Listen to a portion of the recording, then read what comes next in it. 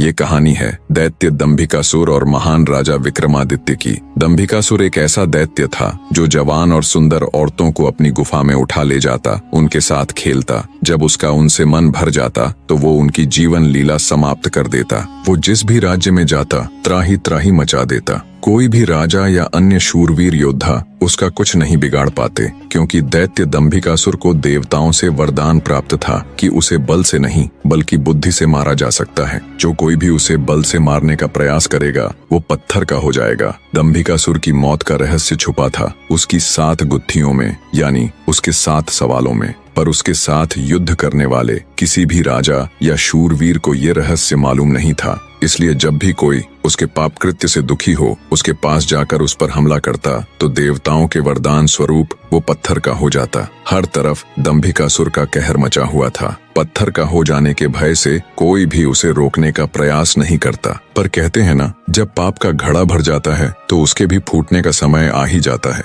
हर जगह अपनी मनमानी कर एक दिन दैत्य दंभिकासुर ने उज्जैन नगरी की तरफ रुख किया। उज्जैन नगरी के ऊपर उस समय महान राजा विक्रमादित्य का शासन था। महाराज विक्रमादित्य न केवल बलशाली थे बल्कि वे बहुत बुद्धिमान भी थे। उन्हें हर प्रकार के कौशल में महारत हासिल थी।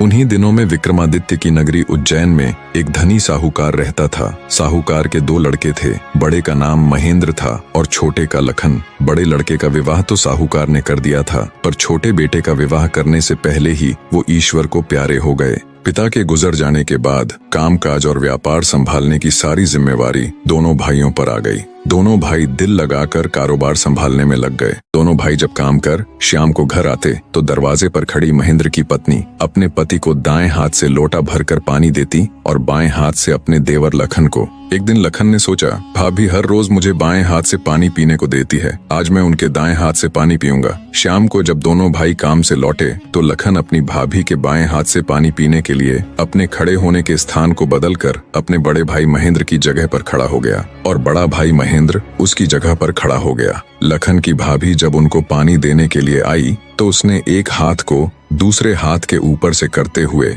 दाएं हाथ का लोटा अपने पति को दे दिया और बाएं हाथ में पकड़ा हुआ लोटा लखन को दे दिया।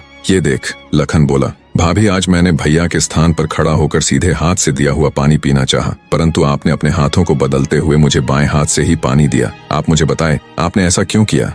लखन की बात सुनकर उसकी भाभी ने उत्तर दिया, अगर तुम्हें सीधे हाथ का दिया हुआ पानी ही पीना है तो तुम भी अपने लिए सीधे हाथ से पानी पिलाने वाली ले आओ। भाभी की कही हुई बात लखन को चुभ गई। वह बिना पानी पिए ही भाभी से कहने लगा, ये लो तुम अपना पानी का लोटा और मैं यहाँ से जा रहा हूँ।